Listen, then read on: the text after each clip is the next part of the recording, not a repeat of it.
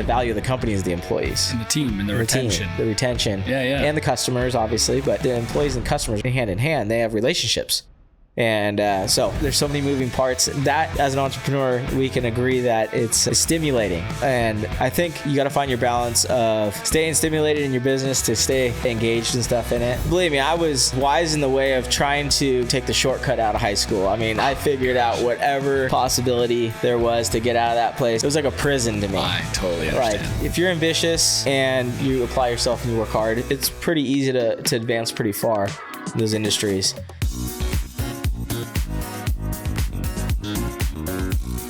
All right.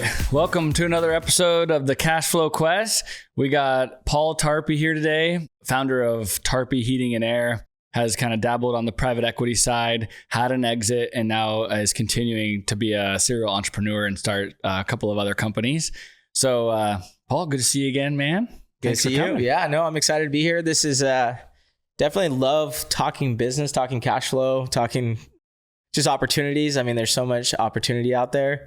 And, just to have the discussion, it's a passion. It's something that I've been doing since I was, 21 years old. So, I'm getting old now. So it seems like I have a little bit of knowledge there that you're in your prime. Yeah. You're just getting into your prime. Geez, some days it doesn't feel like that, but I get it. I'd love to hear, and for just kind of the learning, and kind of growth oriented people, what was it that you did? Obviously, you said you kind of started young, but then kick off, like, did you get into HVAC right away and do that, or how'd that kind of initiate? I mean, so it really started with my experience in high school. I wasn't really I wasn't that type of a learner, I wasn't like we share sit that. down and read a book and, fill out a paper and retain a lot of knowledge that way. I was more of a hands-on type of learner.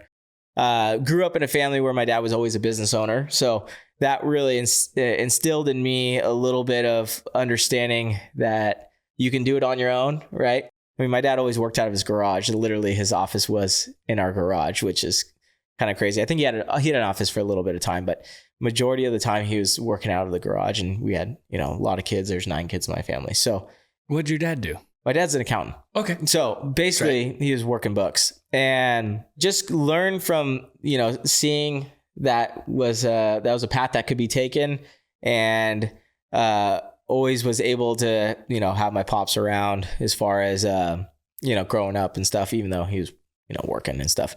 But that helped me to kind of realize that I can really take a path on my own, and I don't always have to work for somebody. But the reason why I had originally got into HVAC, to answer your question, is I was just finding anything that would stick. When those early years, as a growing man, you worry about things of, how am I ever going to be able to support a family? How am I going to be able to make my own money to be able to be successful in what my own mindset thinks is success, right? And so for me, that was like, it almost worked out of fear that I just, put my head down and I always learned, my dad always instilled in me that you don't start something unless you have, you don't quit something unless you have something lined up that's even better or a potential to be better. And so, I started off at Round Table Pizza when I was 16 years old, while all my buddies were out partying on Friday night. I mean, the shifts on Friday night have to be covered because that was a busy night at the pizza parlor. And so I really felt like that actually kept me out of trouble. Yeah. And kind of just, you realize how much taxes get taken out of your paycheck, how much little money you actually make per hour after everything's taken out. And then it gives you just so much more responsibility as far as like understanding cash and the worth of it, and gives you a lot more respect, right? So anyhow, fast forward.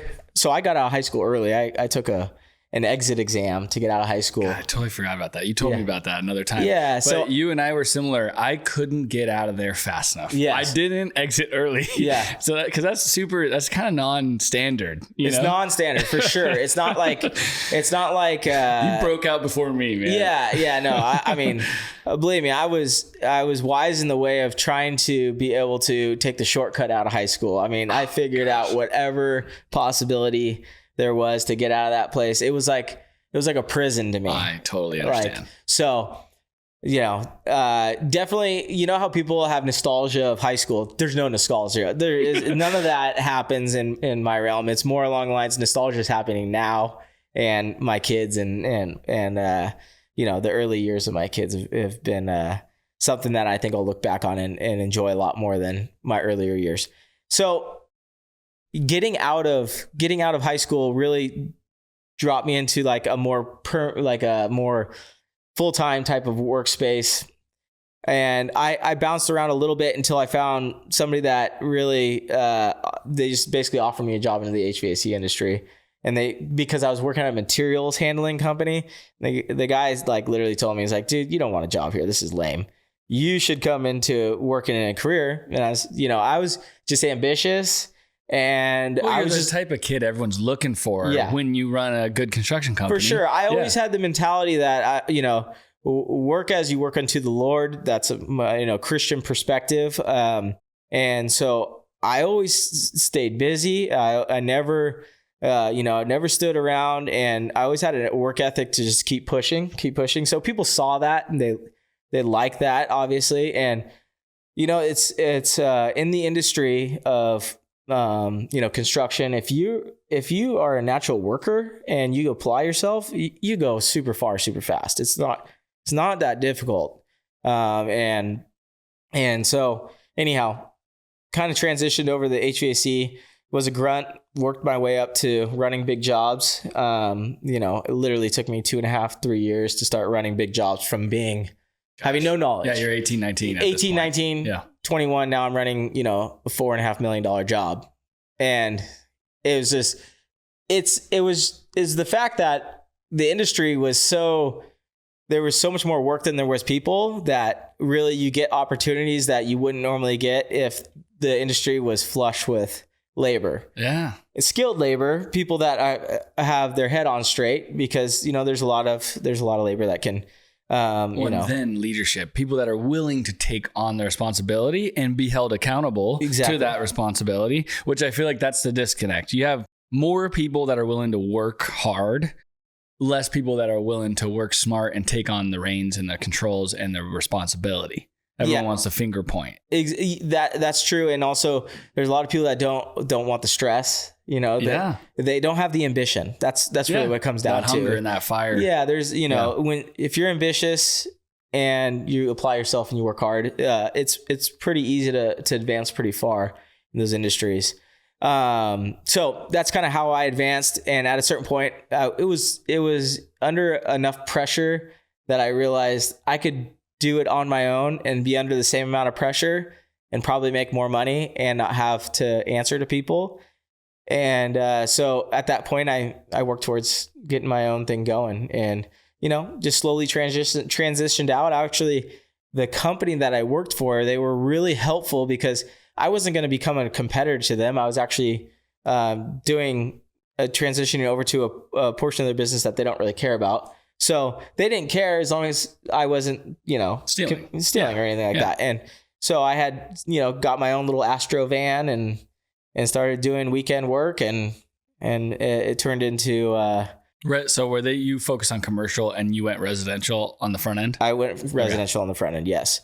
And they were big time commercial, multifamily, a lot of apartments and stuff like that. So, I basically, when you talk about risk, I did not have a lot of risk because I wasn't married. I literally lived with my parents at the time and carried no debt and was out of high school. So from the outside looking in, people could go, oh man, that guy didn't really take a lot of risk. And I didn't at the beginning, but my ambitions were just to, if I failed, what would I do? I'd just go get a job, so. Well, yeah, but what I think it's noteworthy moment in time for like the 18 to 22 year olds where you're like looking at going to college or something. What you did was you took a risk on the expenditure of time in that era. But that's what I love about the concept of not going to college if you're not a school bound person, like where you really understand school and you like to be there in the seats, which I didn't like to be there either. To where it's like, I feel like it's in a huge percentage of kids in school, but they just kind of go to college because it's what everyone does and you should do it and your parents are on you and pressuring you. But like, if you're not really that into it, the time would be better spent breaking ground on something, learning a trade or a skill. Even if you fail, you learned. Yeah, no, I totally agree. I think experience trumps knowledge in a lot of those type of fields. I mean, there's obviously fields that you have to have schooling for, and I think those fields you've got to do what you got to do in order to break into them. But I think on a hiring process now, I look for somebody with experience over a degree all day long, yeah. And that's even in highly educated positions. And, somebody that didn't go to college is hiring, college grads all the time. And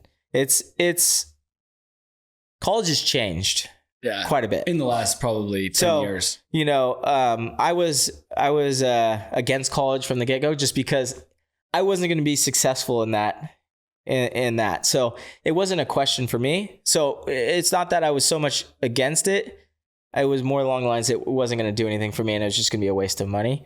So I had my eyes set on the opportunity in front of me, and I just stayed focused. Being an entrepreneur is the biggest problem with entrepreneurs is you get distracted because you want to start more and more things.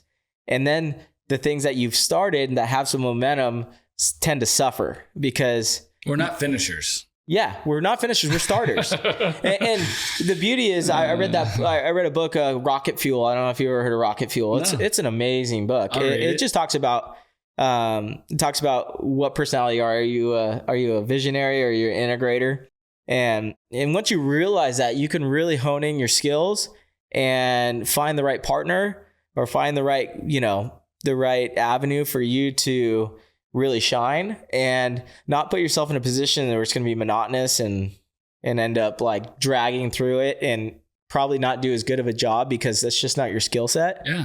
You burn out on the tedious effort that the finish work takes. Exactly. And you're not gifted in it. Exactly. Yeah. And obviously, as an entrepreneur, you at a certain point you will drag through things and you'll still do well with them, but you have to wear those hats for a while. You have to wear the hats for a while, and at a certain point you're ready to move on and try to go out and kill something new. But the fact of just realizing that about yourself is half the battle. Yeah, the awareness. Because people fight it, and they can develop some really good stuff, and then they can just destroy it because they just get bored with it, and I learned that through my business career. I had some rapid growth through the early parts of the business, and then I had a huge retraction because of basically like getting distracted with other ideas and other avenues, other businesses. I failed in other businesses a couple times in the middle of my air conditioning business. I started selling mattresses on the side because I saw an opportunity there. Well, failed there, but it was just like, I made multiple bad investments throughout my business career because, and I don't think necessarily the investment itself was, it was bad, but it was worse what it did to my core business that I was already successful with. So it's like, it was a distraction. Let's say I lost. You were never going to be able to focus 100% on. Exactly. Right. I let's say I lost $10,000 or $20,000 on this small little business venture, but it probably cost me maybe $100,000 in revenue on my mainstream of stuff if I was able to stay focused and work through that. So, there's failure. It's crazy that my first business really became a success. That's kind of an anomaly.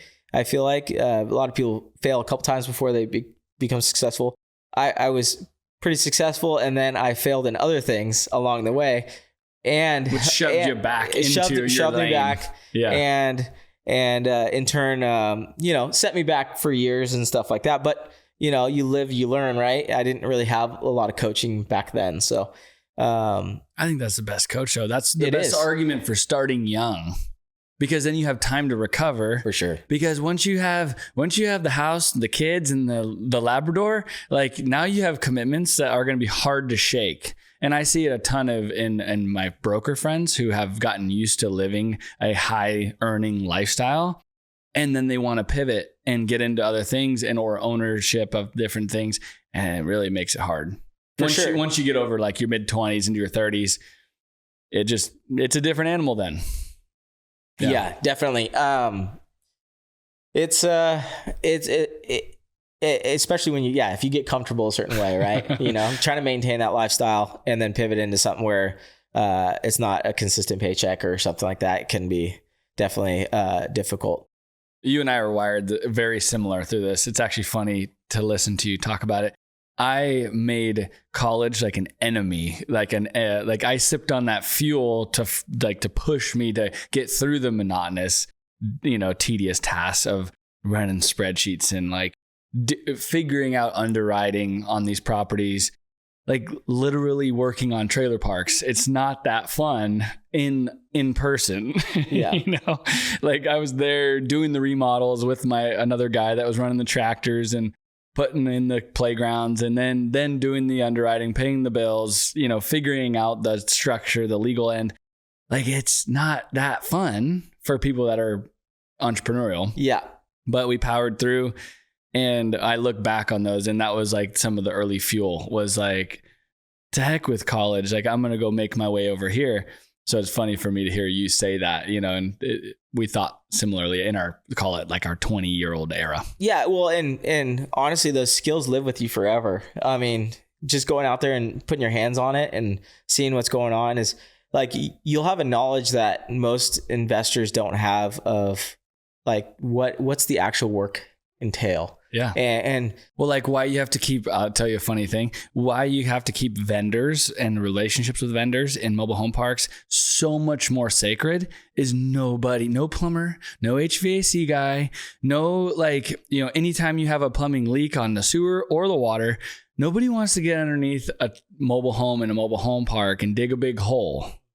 It's like, and so early on, I learned like we went through like all these different vendors. And I realized like, nobody wants to do this. Like this is not a sexy job for them. Yeah. They would way rather go to the brand new residential, street and go into the houses and fix those houses versus being underneath a mobile home. Yeah. And so we started building relationships and making sure we took care of them, make sure we pay them quickly, because like all that matters. And so we learned such cool, like fundamental business practices that I feel like most people kind of are able to take for granted. So yeah, it's to your point. Like I have weird little things that I think about like, whoa, be careful. Yeah. You're going to piss off your only vendor. Yeah. And you're going to go through 10 more to get a good one. Exactly. Yeah, no, that's school of hard knocks right there. I mean, you've been there, you've pissed them off before, right? Yeah. So you don't know what you don't know until you experience it. So that's definitely the truth. And, it's wisdom. It's really what it is. So you built a residential focused HVAC service business? Yeah, service business. We did service and installation. Installation is really your bread and butter. That's where you make the most money. And then we got super heavy into commercial for a while, and that was our thoughts of being able to grow. Just that at the time, that's really they're big contracts. Yeah, but they're a lot of work. Exactly. Sure. Yeah, and then turned out that actually that was not the good way to go. Okay. Residential is significantly more profitable than the commercial side of things. And the commercial side of things, you either need to be like a 20 million plus business, or you need to have really good relationships. Coming in and building relationships. Usually the relationships you're building when you're coming in is with contractors that don't really pay their bills, or they're losing their subs because of they don't treat them very well. They're always, backstabbing and so forth. So it's a pretty ruthless industry if you're new to it. if you come in, you have existing relationships, you've worked with them for years and years and years, they've always paid their bills on time. They're not trying to nickel and dime you, back charge you or whatever. Then you can be successful in the commercial side of things. But what we found was like, as a new company without a lot of relationships, we were able to, we grew our volume significantly, but it grew our problems too at the same time. And then, we retracted pretty quickly on that and almost lost the company because of it. So on the float, because you're waiting for payment? Waiting for payments, yeah. God. Yeah, because now you have so much energy and effort tied up in this one or two job to where you run out of cash. Yeah, exactly. Yeah. Oh, yeah. Especially we were, we just dove into big projects and all it takes is one of those projects to not be performing as well as you anticipated. And then them slow pay you, and it can really wreak havoc on your organization. And that's really what happened. So, we made a pivot back and then we literally fired all the contractors we ever worked for, even the good ones. We just stopped doing construction altogether and just focused strictly on retail. Just because your margins were a lot better. You get paid right away. You're done, you get a check and you go. It's not 60, 90 days. And then an argument and then an attorney. Yeah. And then not an attorney having to have to write letters to get paid and stuff like that. So, it's not, that's not necessarily the norm, but we had enough of it that it was, we kind of reevaluated and going, what are we doing here? And at that point, that's when we really were able to, put the pedal to the metal and grow the brand and actually create, a really well-known brand and stuff. So, and that's how, private equity doesn't buy. That's a general term, but they're not as interested in the commercial side of things and the construction side as they are in the retail. They see retail as recession proof. Yeah. Well, the service piece of that. So just servicing normal, and then it's like a good lead gen. Yep. Like I'm sitting here thinking about my house, I need to change my filters. He comes in here today and the electric heat's not working. There's just always something to do in HVAC on the service end, which then leads to, hey, this old unit's getting pretty old and you need a new thermostat. And so we might as well change the unit. Yeah. So private equity likes that more consistent. Yeah. They like the idea that they can run the business year round. And it's as long as they have good service agreements and stuff like that. Every private equity is a little bit different how they look at deals. Some people love service agreements. Some people don't care as much about service agreements. Okay. There's a lot of, what I learned is that you think that you have the secret sauce of what they all want, but they're all they all have different personalities that are running the yeah.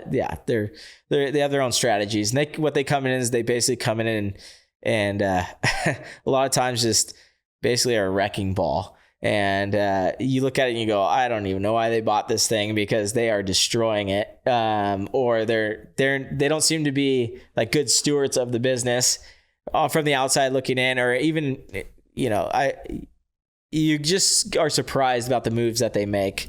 And so can you tell me who bought it? Yeah, we had ARS bought us. Okay. And I'm not just saying that as a general. I'm just talking about, I know a lot of people that have sold to private equity, and they've all said the same thing, that, it was shocking the moves that were made and the, just the lack of, really trying to hold it together. You know what I mean? They don't do that. They don't do that. They're big business. So they come in and they go, this is going here. This is going there. We don't care that much about that. And that can go, so, and it's not like day one they do that, but over time they're implementing their business strategy, which I totally get. But you go, man, there was a lot of value that was lost out of that, but you guys didn't care. And that was pretty eye-opening to me, because does it work? Like, how do you see it down the road now? It's still to be determined, right? I mean, I don't work with them anymore, so I'm not on the day to day. I don't know what their running revenue is and what the profit margins are and stuff like that. But it's got to work if they're multi-billion-dollar company. So how big is that company, and they're local. I've seen their trucks around, aren't they? They're not. I mean, they're all over the United States. Oh, okay. And so then they own all these sub-brands? I think they're almost in every city. What was that? They own sub-brands? They have sub-brands. And so then they continue to operate with that brand? Because I still see Tarpy trucks. Yeah, they're transitioning out of the brand. They're getting rid of the brand, which is totally fine. And so anyhow, yeah, it was just an interesting experience, right? But I think other industries might be a little bit different, and different private equity groups might be a little bit different. But everybody I've talked to that has sold to private equity, they've came in and made a significant amount of changes where a lot of the employees don't stay. Right. And that, my thought is the value of the company is the employees and the team and the retention. The retention. Yeah. And the customers, obviously, but the employees and customers go hand in hand. They have relationships. And so I agree with you. I've been sitting back. So I have a good friend, and I'll ask this question and kind of dance around this with you. I have a good friend that is buying HVAC, plumbing, and electrical companies. All of them. Yeah. Different. Yeah. And I understand the kind of the moment in time when we're in this moment where there's a lot of like 50, 60 plus year old owners with kids maybe that don't want anything to do with this company that their parents have operated. And so it's kind of like this target now for private equity to go in, buy them for, let's call it $1 million or less, but they have a good track record and their net or the EBITDA is pretty strong for how much you're going to buy them. And then you get like seller carry financing, and it makes sense on like the quick down and dirty math. But then when I see these guys do that, I'm like, gosh, do you know what you're doing with the team here? Because like if you screw up just like the team and the vibe and the response rate and like the service that they're providing, which is mom and pop and maybe pretty good to touch and feel from the call it the client side, the person that you're going to work for, on those jobs. I just feel like the room to just completely clobber that and screw that up and end up holding the bag on something where all the electricians, plumbing guys, HVAC techs just go to different crews.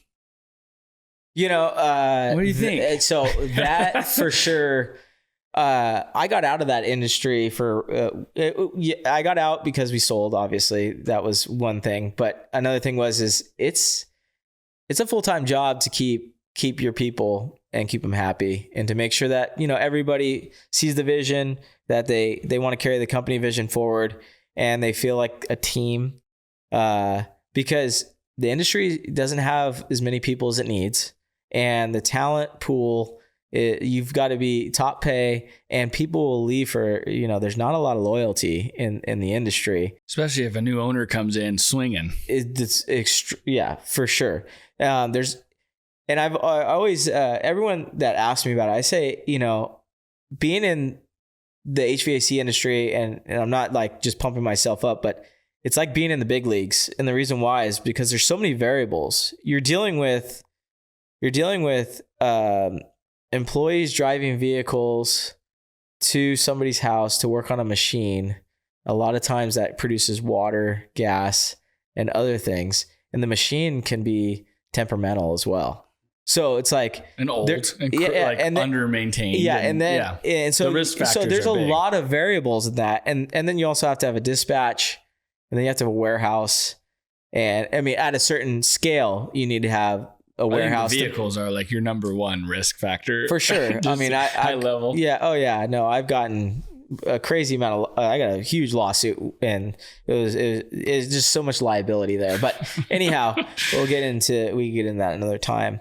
And so, yeah, the reason why I say it's the big leagues is because there's just so many variables that can happen. And a lot of times they're not a lot of super high level people that you're dealing with. So, they can make rash decisions based on a buddy hitting them up and saying, hey, this company we're blowing up over here. Oh, I can get you $1 an hour more. And all of a sudden they're telling the other crew, which is telling the other crew. And then all of a sudden you have 3 or 4 crews gone, and your busy season starts in summer, and you were keeping these guys busy to make sure that you had crews for the summertime, and they take off right before summer.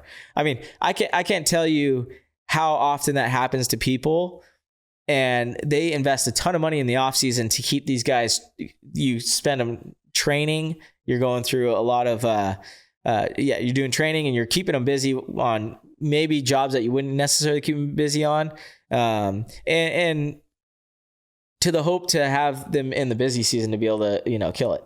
And then you're also having, so there's a lot of variables to go back to your point, is like, the business isn't like a cut and dry. You come in and you make a couple moves, you move overhead together, and then all of a sudden your EBITDA goes up, an extra, 5 to 10% because of you're cutting costs.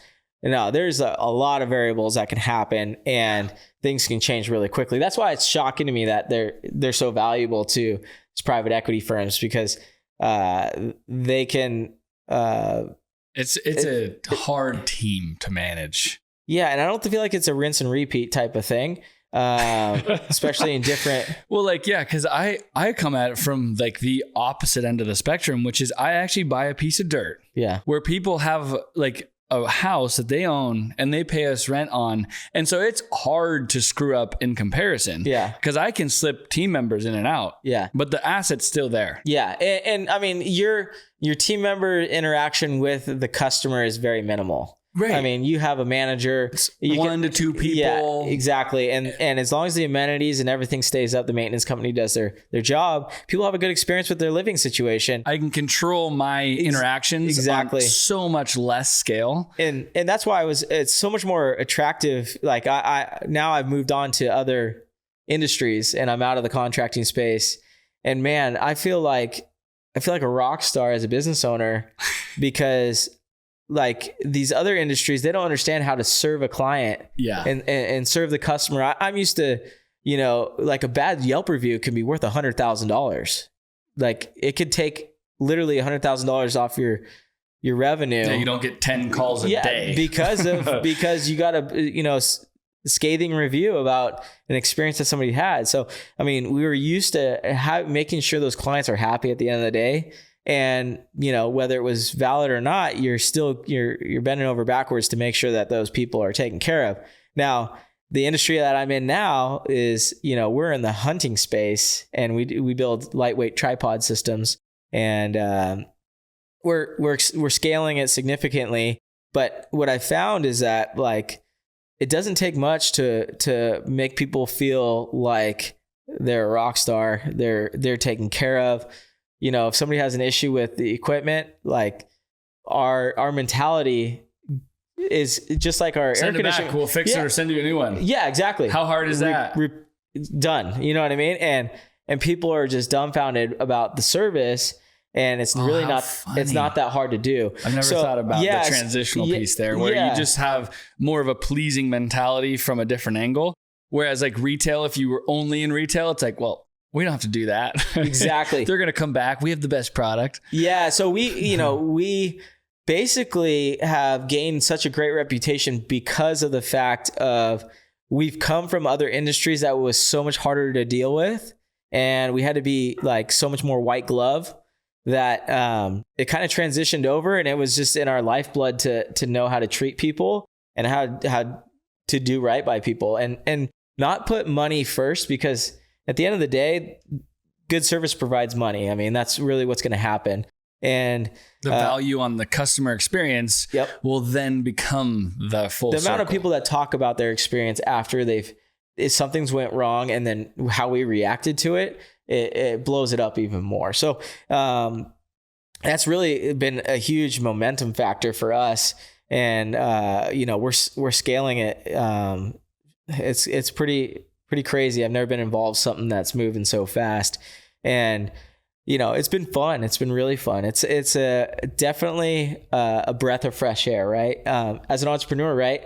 We are excited about new things, and this new thing it's cool because it's constantly a new thing, because the growth is so much, and we're constantly expanding the line that you're able to still have that excitement of the new thing, because your product line is growing so much. So you're diving into new verticals. We're hunting focused. We'll be into photography, and we'll be into we just signed a deal with the NRL Hunter. So we sponsor NRL Hunter.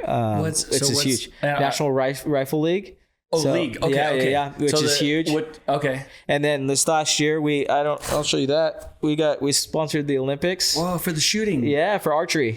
So the USA Olympic team, they used all of our tripods and wow. we did an official sponsorship of them. So now, what are they using for? So they use them for spotting scopes. So they're watching. So they can see their target, and if you go back and watch the archery events and stuff, you'll see all of our tripods in every one of the events and stuff. So it's pretty cool. Man. But so the excitement continues, right? Lay out just a kind of summary of the product line. Yeah. So the product line is, we have about a couple tripods, and we have about 4 more in development right now. Okay. That we've launched. So these are tripods with a hunting focus. Yeah. So the first tripods were a hunting focused tripod. So they're lightweight. They were super strong, super sturdy. And then they're built for basically using binoculars or spotting scopes on top of them. Okay. So we built the heads as well, they're called pan heads or fluid heads, or there's different types of heads that you can use depending upon what you like. And then we also make all the adapters to make sure all the binoculars can attach to them. So now we're getting into building rifle mounted tripods. So be able to mount rifles to them. For precision shooting, and so that you can take it on your hunt and quickly deploy a tripod kind of a thing. The precision shooting, you can shoot off of all of our tripods right now, but the precision shooting is more for like the sniper contests and stuff like that. There's a big market for that. They may not even be hunters. A lot of them are, but they do these matches and stuff.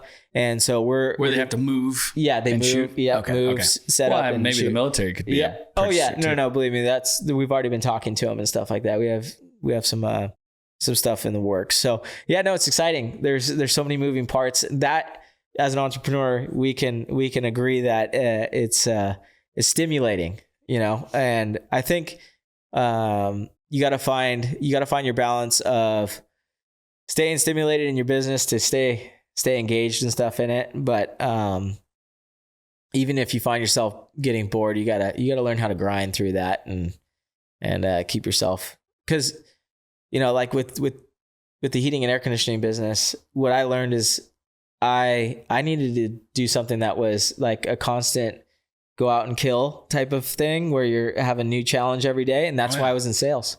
So I didn't do the daily operation stuff because it was monotonous. It was something that was just so consistent, and you're constantly, dealing with similar stuff every single day. And it can be like, it could just be a rewind of the day before. And every sale is different, and every conversation is different. And I'm a people person, but that's what helped me to grind through of being there that long. I had the business for 17 years, and for an entrepreneurial type of mentality, having being a visionary, I think it's hard to do, to stay on something like that without like wanting to transition out, even though I tried to transition many times internally, keep the company. Yeah, exactly. Yeah. No, it's so interesting. With our kind of just over the years, we've kept doubling down in our lane, but we had to kind of go to these Tony Robbins events to figure out how to properly work together because of that. So we went to DISC, which is a different version of what you're talking about, where you kind of identify who you are and your natural state and your abilities and your gifts. And so that you can play to your strengths versus fighting your God-given strengths and gifts to go really elevate the performance in your lane. But so with us, we kind of had to go back to the drawing board. We always knew it, but there was like an internal, even with the team as we grew it, there was an internal kind of arm wrestle happening here and there, where like I would be out, I'd get invited to go on like a helicopter ride with some guy that just bought a helicopter. And I'm like, I'm going, see ya, And I was helping people like they were lifting these, like they had a contract to go run around and lift heavy earthquake measuring equipment for UCSD out of the hills. And I'm like, this just sounds so cool. I get to like fly the helicopter and then go like hook. And this is like a half day deal. I did it one time. It wasn't like I was getting into it. Yeah. I just started saying yes to certain things. Well, lo and behold, I make a friend with that guy. He just bought $1 million helicopter and he's doing it for fun. And it turns in it's like the inventor of Fox Shocks, you know? And so we just build relationships, and long story short, I end up with these awesome client relationships from doing different things, playing to my strengths, which is going out, doing cool things and building relationships. Definitely. But like early on, my dad and my sister, who we were just starting the company together with, would be giving me a hard time about it. And it, like, in hindsight, it's all good, right? All good. We had fun through it all, but it was like, man, nobody really understands, unless you are a salesperson, why we are the way we are. We have to go pound the pavement. Yeah. It's the way we're wired. Yeah. And it takes now to bring it full circle. I appreciate the accountants and the detail oriented people to the nth degree now that are on our team, because I realize that they are gold for what they like to do. And we all need each other in our community within the team so that we all have different strengths and bring something else to the team. You don't want everyone to be the same. And so it took me a lot of years to figure out that kind of team building intentionally for those different trades or different skill sets. And I think it goes back to how you are wired, you know, more so from God, like God-given gifts, and then you deploy them, you know? So it's really fun to kind of, to your point, to build that and then really double down on your mission. Yeah. It's you never know who you're going to meet and what's going to end up, like, how that's going to end up transforming into your career or your organization.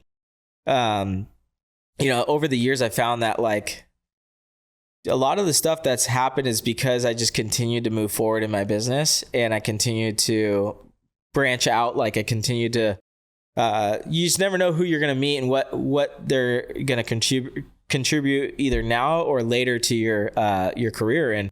And getting into what we're doing now, I mean, that was formed by like a random partnership 13 years ago in a totally different industry, and now all of a sudden we're forced to be reckoned with in the hunting space. And you know, if you would ask me that 5 years ago, I would have said that's crazy, right? So you never know what's going to happen, and fostering relationships, fostering those opportunities. Like, not you don't have relationships for opportunities. You have relationships just because you just want to be a good person and enjoy people, right? But you never know what comes of it, and when you're continually pushing the envelope, people are attracted to that. And, you know, good people want to see success in you, and they a lot of times will come alongside and help that. And that's been a good eye-opening thing, is that, like, you know, people that are happy for your successes normally push you a lot farther than, you know, the people that are not happy for your success. So it's enjoyable to surround yourself with people that are enjoying what you're doing. I love it.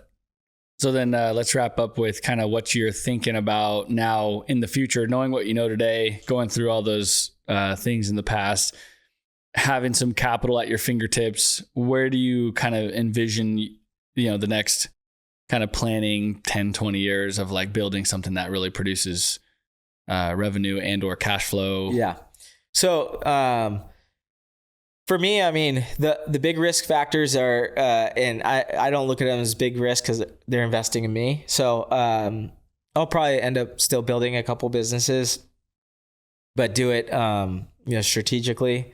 Having a little bit of cash helps to be able to have a little more buffer and not be on the day-to-day. And then, so the investment side of things is trying to invest in myself, you know, in my own skills. It's been said from a lot of different angles that the investments made in yourself are the best investments, because you can then control the output. Yeah, I mean, over the years I've invested a lot in real estate and in other things. I have a kind of a strategy of taking care of the home first, right? And making sure I have some consistency always look at it as like, hey, if I died tomorrow, what would happen? Mm-hmm. So I always have a game plan of a backup plan type of thing. I'm not gonna, risk everything on a business that would fail if I'm gone. And so I take a balanced approach and have assets and try to fixed assets that basically produce cash flow on a monthly basis. And then my investments that I hope to grow and kill it in the next phase of my life is something that I'm going to be, hands on. So it's a balance, right? You get something that's going to cash flow, keep the home bills paid, even if something, bad happened, and, kept food on my kids' table and them having a home over their head and stuff like that. And then still being able to enjoy the entrepreneurial venture in life to go out and build something, kill, and be able to go out and do what we were born to do. And that's, we were born to work, it's, you can be retired and still work, and you can just enjoy it a little bit more. And so that's my strategy going forward is obviously you build up your cash flow that happens. And I did it through you guys, through doing other real estate stuff, buying single families and being able to have that reoccurring revenue is great. But also it's, unless you're just hanging up the towel and you have enough of that, then I still go back to starting investing in myself, and building brands, taking ideas and making them into reality. I mean, what's cool? There's nothing better than that. I mean, my other business, we could talk about that later. A new startup that I just started up, and it's exciting the fact that you can take a vision and make it a reality, especially in a new space. And I feel like there's like this weird moment in time that the scalability is, if you were persistent and you build a good brand, it seems like everything can scale faster. Yeah. So it's really cool. So and you use your past experiences of how to build a team around you. Yeah. How to balance out your personality. I think that's a downfall of a lot of new entrepreneurs.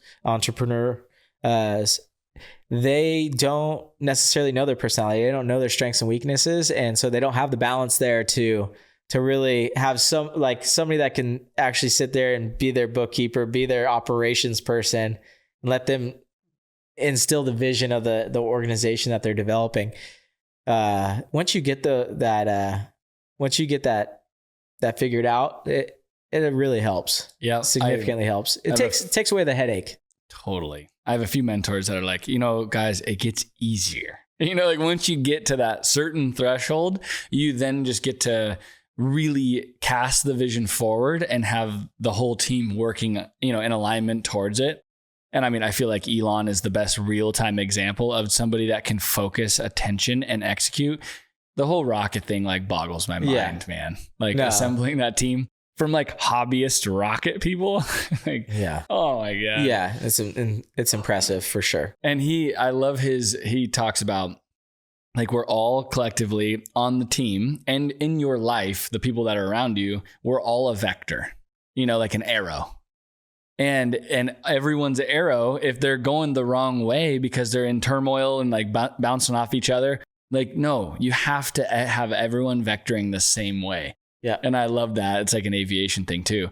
It's like, man, it's so important to cast the vision and then having the whole crew working towards the same direction. For sure. Yeah. No, I mean, that's a skill in its own, and I mean, a lot of the skills that we're talking about is like, I would love to have some of those perfected, right? It brings so much, it'd be so much more easy to run a super successful organization, especially like the organizations he's running are huge, so it's like, totally, it's a totally different level than from having a team of 12 to having a team of like 30,000. How do you keep people? If you should watch it. If you haven't, watch his, they did in the last few years, I think they did a video, like biography kind of spin off of him. And they interviewed a lot of the early people that he worked with. Yeah. And it like through the PayPal to Tesla and all that, it's unreal, which then ties into SpaceX, obviously. But there's a lot of like the Tesla stuff that they can pull from because it was like a bigger chunk of time in that moment. Yeah. And it was brutal. Like they were building cars that didn't work. Delivery was off by like 2 years. They were way more. Yeah. And he had to just push through it all. And I mean, he just grind. God. So he earned it. I feel like the biggest thing I try to remember at least is to always take a step back, have perspective, and realize that like this is the test. Like the test of building character and real leadership is like what we're actually doing, like the product is what comes of it, obviously, but the leadership and creating the focus for the team and then being able to successfully execute is the challenge. For sure. Yeah, definitely. Yeah. No. Because this life is a people oriented life, and the connection between friends and people and team members, it's like, that's really like what you're going to remember on your, your funeral, and whoever shows up and supports you or like tells stories and, it's important. For sure. So, yeah. Cool. I appreciate your input, man, and your story, and wish you all the best and success. Excited to hear more about kind of what you're looking at in the future. And congrats on your success, man. It's really great. Yeah. Great story. I'm blessed to be here, and thank you for inviting me. Thanks. All right, guys. Thanks for joining us for another episode of the CashFlow Quest, where we're trying to bring you some, high level, great lessons learned from the school of hard knocks, obviously, and having some fun at it while we continue to learn and grow from here. All right. Cheers.